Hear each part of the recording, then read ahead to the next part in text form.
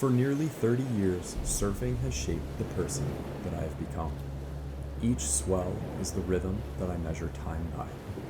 What began as a childhood fascination evolved into a passion and eventually a full-blown way of life. Somewhere along the line, it stopped being a sport, a hobby, or even something I did. It became my way of life, a way of moving through the world. This obsession with surfing and finding perfect waves has led me to some pretty magical places, both on and off of the radar.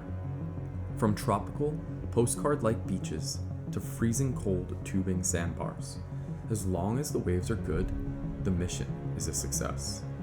My passion for studying weather and thirst for adventure has rewarded me with discovering places that others can only dream of finding.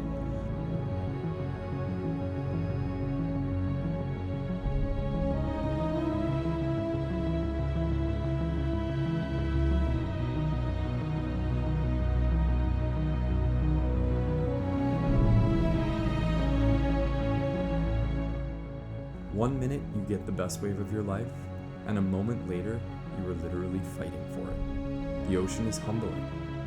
Even now, 3 decades later, I still have so much to learn. It keeps it fresh and exciting, and it keeps me coming back for more.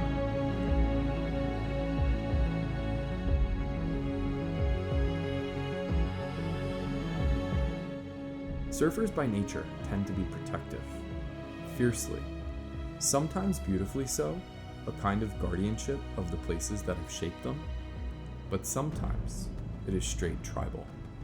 The unspoken rules, the stares, the energy in the air that tells you, this is our place, not yours. You can feel the tension coil around you, making every paddle out a question mark. And part of me gets it, I really do. I have felt that instinct to protect, to give a cold shoulder, an attempt to keep things sacred. But it creates this tension that you carry with you, occasionally even ruining your own session. And the truth is, I felt that tension long before I ever traveled to surf. As a kid paddling out at the breaks I now call home, the older guys made sure I knew my place.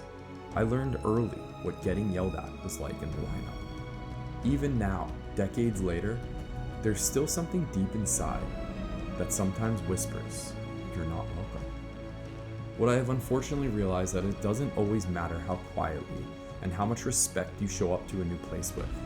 Sometimes it is just your presence and curiosity that is enough to anger someone. And as I have recently learned, there are still places where cameras are forbidden. The irony is that surfing might be one of the most photogenic sports on the planet. The entire culture is held together by films, photographs, and stories we share.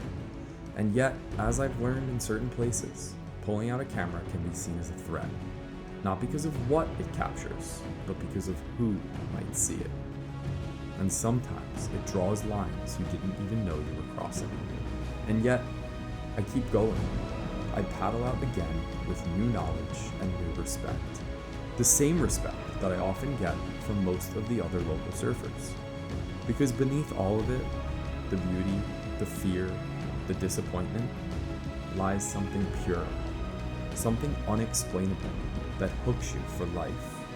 That fleeting moment on a wave where everything lines up and the world goes silent.